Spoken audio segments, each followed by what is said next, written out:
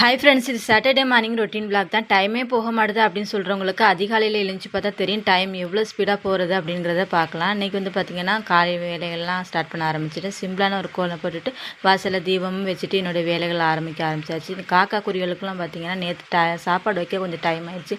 அதனால் எல்லாமே வந்து கத்திட்டு கிடந்தாங்க. அதனால் இங்கே கொஞ்சம் சீக்கிரமே வச்சிருன்னு சொல்லிட்டு வச்சுட்டேன். வச்ச உடனே பார்த்திங்கன்னா எல்லா குருவியும் வந்து எடுக்க ஆரம்பிச்சிட்டாங்க. அப்புறம் நைட்டு வந்து பார்த்திங்கன்னா நல்லா மழை பெஞ்சிருந்தது.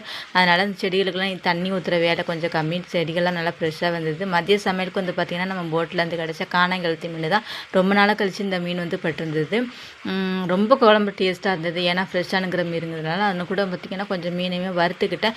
மீன் வறுக்கும்பொழுது எப்போதுமே கொஞ்சம் கருவேப்பிலையும் பூண்டையும் தட்டி போட்டு நம்ம வறுத்தோம்னா டேஸ்ட்டு ரொம்ப சூப்பராக இருக்கும். யாரெல்லாம் இந்த மாதிரி ட்ரை பண்ணின்னு சொல்லிட்டு மறக்காமல் எனக்கு வந்து கமெண்ட்டில் சொல்லுங்கள். புதுசாக சேனலை பார்க்குறவங்களா இருந்தீங்கன்னா சேனலை மறக்காமல் சப்ஸ்கிரைப் பண்ணிட்டு எல்லா வீடியோஸுமே பாருங்கள். என்னுடைய வீடியோ பார்க்கின்ற அனைவருக்குமே என்னுடைய நன்றியை தெரிவித்துக் கொள்கின்றேன். வேறொரு விழாக்களை பார்க்கலாம். நன்றி, வணக்கம்.